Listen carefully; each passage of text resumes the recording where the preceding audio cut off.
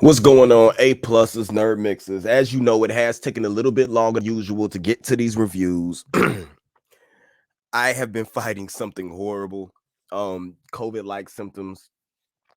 Um, don't even know if it's COVID yet. Been under quarantine. Waiting on my test to come back. And I'm sorry. I'm just now getting to the point where I can actually project vocally. Um, found out and I was trying to do my other podcast the other night. Yeah, it was horrible. Um, we did the pod and I was quiet majority of the time. And with Thanksgiving and everything like that, I ended up, you know what I'm saying, just sitting back trying to make sure that I was well in order to do this because we had two actually really good episodes. This season has not lacked when it come to season 3. They've been giving us a little bit of everything. Um, doing a storyline similar to bringing in villains kind of portrayed in different ways, similar to what Gotham says everybody's saying. But Mary got her time to shine finally, right? The catchphrase has been a budding villain, you know what I'm saying, on a bunch of different review boards and stuff like that. But uh man, episode 6, after everything we saw happen from 5, we start to figure out what's going on with Mary and that she has been selected to become, you know what I'm saying, possessed by poison ivy, because poison ivy, I guess, is a virus, that's going around or whatever now. So Renee and the BAP team figure out like who's been attacking these people. Although it's bad people that are being attacked. It's not like it's good people that are being attacked, right? So a man named Chris got attacked. Um Renee Montoya gets to the scene and find out that he's wrapped in plants and like smothered with honey. I mean, there's bees and stuff coming out his face. The dude is still alive, but like he's encompassed in like a honeycomb. Man, it's crazy the visual that we got from this, but it was meant to be disturbing. It was meant to show the threat that poison ivy could be, and it was just showing why Renee would go to the lengths of having somebody that she loved buried alive, you know what I'm saying, by Batman, away from sunlight and water, in order to keep things like this from happening, right? So she tells the paramedics to take the victim to Mary's clinic, right? And then she meets up with Ryan and Alice. Alice kind of pushes Renee to tell her the story about poison ivy, and gives Chris's phone to Ryan and tells Ryan, use your stuff to unlock this and figure out, you know what I'm saying, who's the last person he talked to, help us out with this, covered in honey and gooky stuff. It was a good look for the show, as far as, you know what I'm saying, going the extra mile in order to get that feel of what's going on. When you walk into the clinic, and as you watch, since this like in this prick of this infection happened, right? You start to see more and more plants be placed in the clinic. Dead giveaway of something that's going on, right? Now the clinic is totally overrun. Like, I feel like you can't even walk through it without walking into a plant. Um, this is when Chris pops back up and is just paranoid of Mary, right? And Chris tells Alice that Mary's the one who did this to me. When he wakes up, right? Mary kind of panics. So she goes back to the Batcave and kind of locks herself to the I guess the board or whatever it is, and tells Mary and Luke that she's the new poison ivy. But they don't believe her. Of course they don't believe her, because they haven't listened to it the whole time. And that's one of the points of what's been going on, I feel like, this season, is the fact that if it doesn't have to deal with what's going on with Luke or what's going on with Ryan, then it's not important. They tend to overlook Mary, and she never stands up for herself to be heard or seen, right? So when they finally unlock Chris's phone, they find out that Mary was the last person, you know what I'm saying, that text him. So everything starts to get going into it. Alice knew the whole entire time, but nobody's going to tell Renee what's going on, right? So Mary's handcuffed so she doesn't hurt anyone. They first find out that she got with Chris over a dating app. And in the DMs, he rejected her. Next, she tracked him down. She picked up pants supplies, vacant lot. You know what I'm saying? And um but hold up, before we get there, my notes are all over the place. I'm sorry. Right? So they're thinking that because she got rejected, you know what I'm saying, through the dating app, that's the reason why she went and placed them in the honeycombs. And then there's another situation where she went to a GPS to like a planning store. I don't know what them things are called, like a garden store, a garden center or something like that. And then the GPS went to like a vacant lot.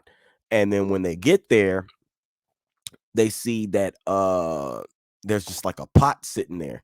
And then when Alice kicks the pot off, it reveals that dude Virgil. Virgil's the black glove operative that was the one who was doing all the like the Mr. Freeze testing and all that stuff like that. And but his head was above ground. They get him, they take him, they lock him up, right? They head back, they figure out how Mary tracked Virgil, and then they try to like figure out what her MO would be. Renee shows up to Wayne Enterprises. Ryan talks to her. Renee's going through this whole thing where she knows Ryan knows something but's not telling her. She wants to question Virgil herself, but uh Ryan's like, nah, you can't do that. You know what I'm saying? We're not gonna have you do that. But while Ryan and Renee talk, Alice tells Luke and Mary about Renee's history with Pamela. Pamela was the original Poison Ivy, and then they start to figure out the trigger that they try to figure out the trigger that switches Mary into like Poison Ivy, right? Ryan fills them in on everything that's going on. Alice thinks they should like ask Sophie if Virgil said anything, but Sophie isn't supposed to know about Virgil. So it it it gets weird because now it just feels like, especially what's going on with Sophie's issue with Virgil and everything that happened with her sister, uh they want to try to, it feels like Ryan's trying to keep her mom safe because she know, and she doesn't want that information to lead back to what's going on with her mom, that her mom was the one that set all that in motion, right? Later you start to see like sunlight like stream into the window. Mary like bask in the sunlight, kind of like what I'm trying to do right now to get better, get my vitamin D on, you know what I'm saying? And they find out that sunlight is the trigger for Alice that turns her from, you know what I'm saying, the trigger for Mary that turns Mary from herself into Poison Ivy. Ends up breaking loose. And while the Bat team kind of works the case, Sophie tries to find out who hurt Jordan. Ryan tries to tell her, talk to her because Sophie was down there, found out what Virgil was talking to him. Virgil ended up like taking a cyanide pill or something. Something happened before he was able to kill himself. Basically, before he could give off any information what was going on, or somebody killed him. I really don't know what happened. Uh, it was just he got taken out before he could tip everything off, right? So because Ryan tries to tell her that Jada had nothing to do with it, Sophie got upset. She's mad at Ryan for choosing the mother who abandoned her over her friend. You know what I'm saying? Especially when they felt like they had this bond going, that they really liked each other. They probably thought they was closer than what they were supposed to be. That's cool character. You know what I'm saying? Ploys to play between those two to tease us with them getting closer or feel like, you know what I'm saying, both of them are finna have their happy day, and then it turned into something where Ryan has to keep something from Sophie, like she can't trust her to know, and then how Sophie feels about that. So they go back and forth a little bit. Then Sophie goes see Renee, and she's asking Renee about the black glove offer, but Renee doesn't know anything about that. And I think she went to go see Renee before she interrogated Virgil when all that happened. I might have them mixed up. I took notes, like I told you guys, I took notes weird. I haven't been feeling good. um But Virgil used it right here. Virgil used the chains he hangs from to kill himself. So he wasn't gonna give it up. Um Mary's out in a botanical garden for some reason, sends a message to Renee. Renee has a standoff with her in the garden. Mary taunts Renee by bringing up Pamela's name, and then kind of like snatches Renee away with vines. Batwing and Batwoman get there, right? But don't see Mary. And then Batwoman kind of sees that they were lured there just before the vines snatched them away. It's got them all scratched up. They free themselves, and then Batwoman goes to find Mary, but Mary finds Batwing at first. She kind of like strings him up, rips the AI out of his suit that his dad has because she's going to use it for something. So she takes the failsafe out from his suit, and then like an incredible shot. Like this was shot amazingly. Batwoman swoops down, and Mary releases Luke. Batwoman apologizes, like Ryan went up there, apologized for not being a better friend. Mary just lets all of the anger out from being sidelined, claiming that Batwoman was never a friend, like traps Batwoman in vines, and then disappears before the police arrive. Of course, you get you get like a meeting back at the Batcave for them to be able to discuss what's going on and how they failed Mary, and and Ryan wanting to try to help find a cure for, you know what I'm saying? So she goes to Jada and asks for help from Jada in order to try to find a cure for Mary, because Jada should have the money, the backing, the power to be able to produce something like that, and know somebody at least that could produce something like that. Because think about what she was looking as far as it goes with the serum to put her own son down, right? Renee and Sophie hook up. They had like a makeout session and didn't see that coming. And then Mary and Alice steal a car and go on the run. And that was the end of that episode. And then to go right into episode 7, Pick Your Poison, it actually started up back again with the Ryan and Jada drama, where we learned before that Ryan had agreed to help Jada after she found out what was really going on, you know what I'm saying, with her brother Marcus. So the episode begins with a setup.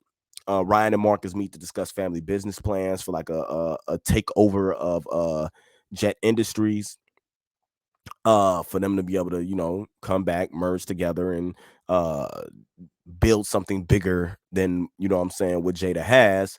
And then you get like these SUVs that converge on the area, and they end up, you know what I'm saying, sedating Marcus, and he looks at Ryan, you know what I'm saying, and it just looks really, really bad on Ryan's part for what she just did to her brother. And so she is probably now, you know what I'm saying, next to Jada, you know what I'm saying, numero dos enemy when it comes to what Marcus has planned.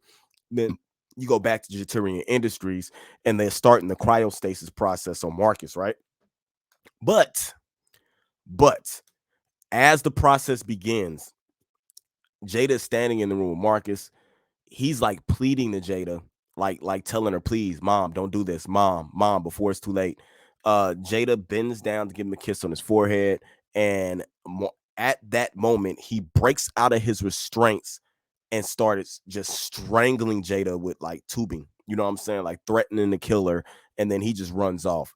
It's crazy to me that he didn't kill her, and it makes me wonder if his emotional tie to his mom and his sister, with them being family, will keep him from taking it that far to harm them in that way. You know what I'm saying? Then you get Ryan, Sophie, and Jada after she tells Ryan what happened and that Marcus is looking for Ryan. So Sophie and Jada go to grab the cure. Instead, they find the doctor dead who made the cure in the freezer. Um, it's just crazy to me how Marcus is getting away with all of this, and nobody knows it's him. Like the fact that how Jada is covering up, even now, he's got to be covering up what's going on, because to me, it feels like it'd be too easy to find out that it's somebody in there like Marcus that is doing this type of stuff. So she's getting all this stuff covered up as it happens, right? Now, beginning ish of the episode, we do have Sophie waking up in Ryan's bed, and then she sees a message from Luke. She runs to Wayne and find out that Mary is Poison Ivy. Um, that's when Sophie asks if there's a cure.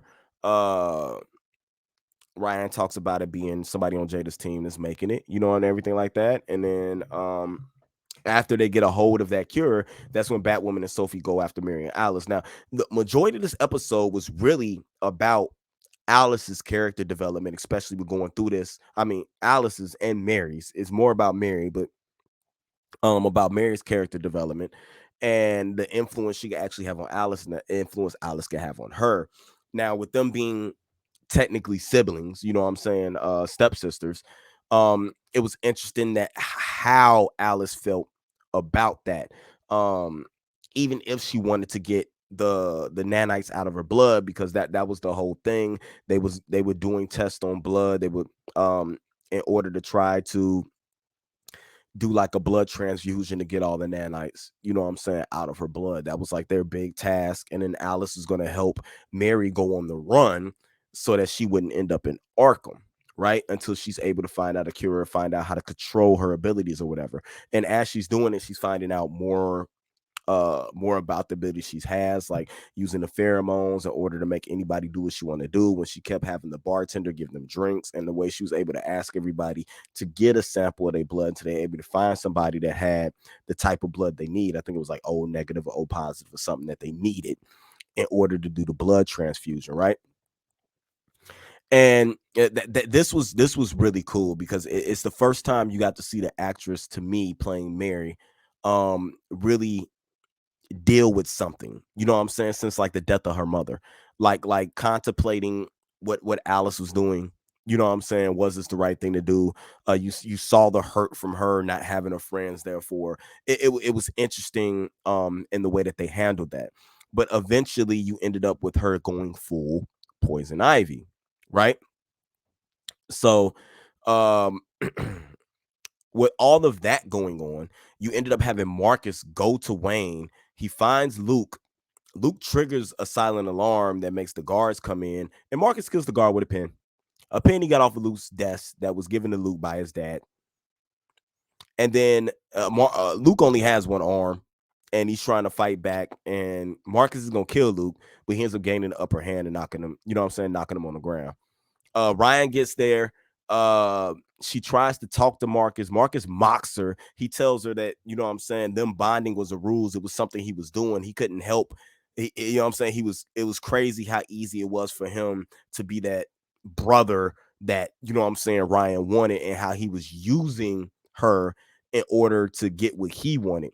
So he has, if he doesn't want him to kill, if he doesn't want him to kill Luke, she needs to sign away Wayne Enterprises, and she does it. And he also has the cure. He has the cure that they need in order to save Mary. So it's not just the Luke situation, it's for the cure. She'll do anything for her friends, which was probably a bad thing to do, because it was probably worse to sign Wayne away to him than to worry about that cure right now, right? Because come on now, if it's a virus or a bacteria infection or something like that, I feel like it doesn't matter when you give the cure. If you can make a cure strong enough, I feel like you should be able at some time to be able to do it, or something to at least help Mary be able to control what's going on. But she ends up signing the Wayne company away to Marcus in order to get the cure, that when they actually catch up with Alice and Mary doesn't even want the cure. She crushes the cure. And you know how they found, and the funny thing to me, you know how they found Mary and them, is that they pinged Mary's Jitters rewards card. So that led them to the pub that they were at. So it was very interesting. At the end of the episode, you got a beautiful costume with Mary making the full change to poison ivy. Meanwhile, you get Jada is watching a broadcast with Marcus making the announcement, set back, you know what I'm saying, in the chair, looking like a slick boss, and introduce himself as the new CEO of Wayne Enterprises, and that he will usher in a new era, and makes his motive clear. My main mission is to put a smile on everyone's face. A very, very prophetic Joker quote. You know what I'm saying? Because we know why what's wrong with Marcus is what's wrong with Marcus because of his interaction that he had with the Joker. So, although this week Batwoman is on hiatus, it will be back, I think, in January. I'm not sure. I'll check that for y'all. I'll keep y'all posted. But so far, with a mid-season finale through the first 7 episodes, Batwoman season 3 has been better than the first 2 seasons. It's been really good. Really good compared to what we got from season 1 and season 2.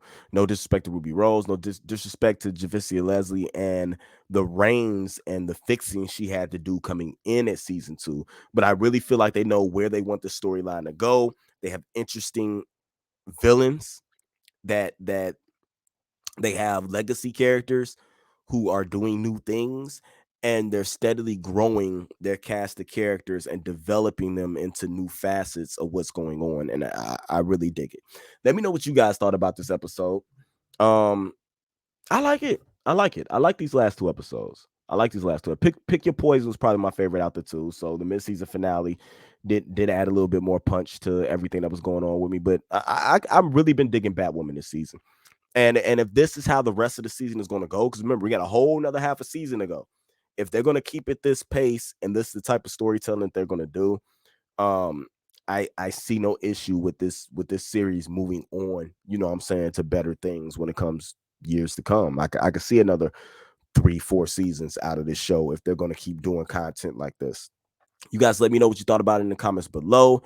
I'm going to get out of here. I'll be back soon. I'll have the first 2 episodes of Hawkeye up for you guys. Either later today or early tomorrow morning before we review the next episode the next day. Yeah, as you can see through talking, I'm starting to get my voice a little back. I had no voice, no nothing. Throat was swollen, all types of stuff, man. I couldn't even really talk.